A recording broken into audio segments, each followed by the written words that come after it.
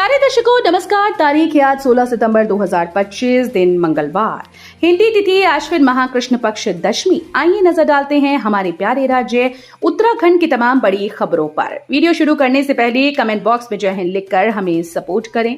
तो चलिए शुरू करते हैं। देहरादून से बेंगलुरु के लिए एयर इंडिया एक्सप्रेस की उड़ान शुरू, सीएम धामी ने किया विधिवत शुभारंभ। मुख्यमंत्री पुष्कर सिंह धामी ने सोमवार को जॉलीग्रांट एयरपोर्ट से एयर इंडिया एक्सप्रेस की ओर से देहरादून से बेंगलुरु के लिए नई हवाई सेवा का विधिवत रूप से फ्लैग ऑफ किया। इस अवसर पर मुख्यमंत्री ने इसे राज्य के समग्र विकास और हवाई संपर्क विस्तार की दिशा में एक महत्वपूर्ण उपलब्धि बताया। सीएम ने कहा कि देहरादून से एयर इंडिया एक्सप्रेस सेवाओं की शुरुआत हमारे राज्य में नागरिक उड्डयन के लिए एक महत्वपूर्ण उपलब्धि है। बेंगलुरु से बेहतर कनेक्टिविटी से उत्तराखंड में पर्यटन, व्यापार और निवेश के अवसरों को काफी बढ़ावा मिलेगा।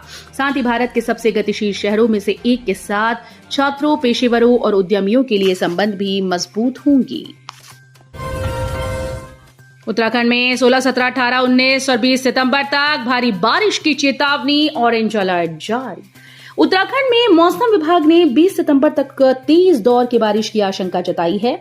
ऐसे में लोगों को मौसम में राहत मिलने वाली नहीं है। प्रदेश भर में 16, 17, 18, 19 और 20 सितंबर तक तेज दौर की बारिश के आसार हैं। मौसम विज्ञान केंद्र की ओर से दी गई जानकारी के अनुसार जलवायु परिवर्तन और मौसम के बदले पैटर्न की वजह से इस बार मानसून की बारिश सामान्य से अधिक हो रही है। केदारनाथ के लिए हेलीकॉप्टर सेवा फिर शुरू, लेकिन मौसम खराब रहा तो नहीं मिलेगी उड़ान की अनुमति। 3 माह के बाद केदारनाथ धाम के लिए हेली सेवा शुरू होने जा रही है। इसके लिए उत्तराखंड नागरिक उड्डयन विकास प्राधिकरण ने सभी तैयारियां पूर्ण कर ली, लेकिन मौसम खराब रहने पर हेलीकॉप्टर को शटल की अनुमति नहीं दी जाएगी। हेली सेवा संचालन शुरू करने से पहले डीजीसीए की टीम उत्तराखंड पहुंची। टीम ने गुप्तकाशी, सिरसी व फाटा हेलीपैड पर सुरक्षा मानकों का निरीक्षण किया। मॉरिशस के प्रधानमंत्री 4 दिवसीय दौरे के बाद लौटे, सीएम ने की मुलाकात, स्मृति स्वरूप दी भेंट। मॉरिशस के प्रधानमंत्री डॉक्टर नवीन चंद्र रामगुलाम 4 दिवसीय उत्तराखंड दौरे पर थे। आज सोमवार को वो लौट गए। सीएम धामी उत्तराखंड से प्रस्थान से पूर्व जॉलीग्रांट एयरपोर्ट पर उनसे भेंट की। इस अवसर पर उन्हें 4 धाम का पावन प्रसाद और प्रदेश के umbrella brand house of Himalayas के उत्पाद स्मृति स्वरूप भेंट किए गए। मॉरिशस के प्रधानमंत्री ने उत्तराखंड की आतिथ्य परंपरा की सराहना करते हुए आभार व्यक्त किया। सीएम धामी ने कहा कि प्रधानमंत्री के नेतृत्व में आज भारत की पताका पूरे विश्व में लहरा रही है। मॉरिशस के प्रधानमंत्री की ये यात्रा निश्चित ही भारत और मॉरिशस के मध्य सांस्कृतिक संबंधों को और अधिक प्रगाढ़ और सुदृढ़ करेगी। कांग्रेस नेता हरीश रावत ने कहा, वक्फ के इतिहास को भी जानता है सुप्रीम कोर्ट, उम्मीद है न्याय होगा। कांग्रेस नेता हरीश रावत ने कहा कि सुप्रीम कोर्ट वक्फ के इतिहास को भी जानता है और इसके साथ जुड़े हुए धार्मिक स्वतंत्रता के मुद्दे को भी और सरकार के उद्देश्य को भी जानता है। हम उम्मीद करते हैं कि अगर सरकार न्याय नहीं दे सकी, सुप्रीम कोर्ट तो जरूर देगा। सर्वोच्च न्यायालय ने वक्फ संशोधन अधिनियम 2025 के उस प्रावधान पर रोक लगा दी है जिसके अनुसार किसी व्यक्ति को वक्फ बनाने के लिए 5 वर्षों तक इस्लाम का अनुयायी होना आवश्यक है। सर्वोच्च न्यायालय ने कहा कि यह प्रावधान तब स्थगित रहेगा जब तक ये निर्धारित करने के लिए नियम नहीं बन जाते कि कोई व्यक्ति इस्लाम का अनुयायी है या नहीं। खिसक रहे ग्लेशियर, टिहरी जिले की नदियां और गदेरे बदल रही अपना स्वरूप, बस्तियों के लिए खतरा। जलवायु परिवर्तन और उच्च हिमालयी क्षेत्रों में ग्लेशियर के खिसकने से मानसून सीजन में टिहरी जिले की नदियां और गदेरे अपना स्वरूप बदल रही हैं। छोटी बड़ी नदियां और गाढ़ गदेरे वर्षों पुरानी राह पर लौटते हुए रिकॉर्ड तोड़ वेग से बह रही हैं। नदी किनारे बस्तियों के लिए ये स्थिति खतरा भी बन सकती है। वीरचंद्र सिंह गढ़वाली उत्तराखंड औद्यानिकी व वानिकी विश्वविद्यालय के पर्यावरण विज्ञान विभाग के प्रोफेसर एसपी सती का कहना है कि टिहरी जिले में भिलंगना, बालगंगा, धर्मगंगा, जलकुर, हेवल, अगलाड़ आदि नदियां दशकों के बाद पुराने प्रवाह मार्ग की तरफ आ रही हैं। इको सेंसिटिव जोन की बंदिशों के बाद भी नदियों किनारे हो रहा निर्माण, आपदाओं से हर वर्ष जूझना पड़ रहा। उत्तरकाशी जिला मुख्यालय से गंगोत्री धाम तक 100 किलोमीटर लंबा क्षेत्र इको सेंसिटिव जोन के अंतर्गत आता है। इसके तहत भागीरथी नदी और उसकी सहायक नदियों के जोन के नियम के तहत 200 मीटर के दायरे में किसी प्रकार का निर्माण नहीं हो सकता, लेकिन इस क्षेत्र में अंधाधुंध निर्माण बड़ी आपदाओं का कारण बन रहा है। मानसून सीजन में नदियों का जलस्तर बढ़ने के कारण इन निर्माणों पर खतरा मंडराने लगा है, लेकिन उसके बावजूद भी इस पर किसी प्रकार की कार्रवाई नहीं होती है। भाजपा की नई टीम मंथन से बनेगा संतुलन, युवा चेहरों पर किया गया भरोसा। विधानसभा चुनाव 2027 में हैट्रिक बनाने की जिम्मेदारी संगठन ने युवा चेहरों को सौंपी। लंबे मंथन के बाद संतुलन के साथ भाजपा की नई टीम घोषित की गई। इसमें पहाड़ मैदान के संतुलन के साथ ही सांसदों की हिस्सेदारी भी नजर आई। लगातार 2 बार सत्ता पर काबिज रहने वाली भाजपा के लिए अब तीसरे विधानसभा चुनाव की चुनौती सामने खड़ी है। युवा मुख्यमंत्री के नेतृत्व के साथ संगठन ने इस बार नई टीम के चुनाव में लंबा मंथन किया।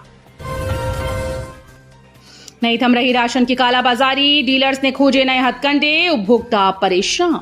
उपभोक्ता तक सरकारी राशन पहुंचाने के लिए सरकार ने भले ही राशन वितरण प्रणाली को पारदर्शी बनाने के उद्देश्य से सस्ते गल्ले की दुकानों पर ई-पॉश मशीन लगा रखी हो, लेकिन डीलर ने अब इस तकनीक को भी धता बता दिया है।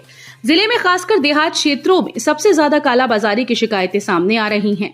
यहां डीलर उपभोक्ताओं को उनका हक देने के बजाय तरह तरह के हथकंडे अपनाकर सरकारी राशन बाजार में खपाने में जुटे हैं। इससे उपभोक्ताओं का हक मारा जा रहा है। ऐसे हो रही है कालाबाजारी। हाल ही में सुल्तानपुर क्षेत्र में भी एक मामला सामने आया, जहां राशन डीलर उपभोक्ताओं से पहले ही अंगूठा लगवाकर सरकारी राशन डकार रहा था। इसे गंभीरता से लेते हुए पूर्ति विभाग ने सरकारी सस्ते गल्ले की दुकान को भी सीज किया था।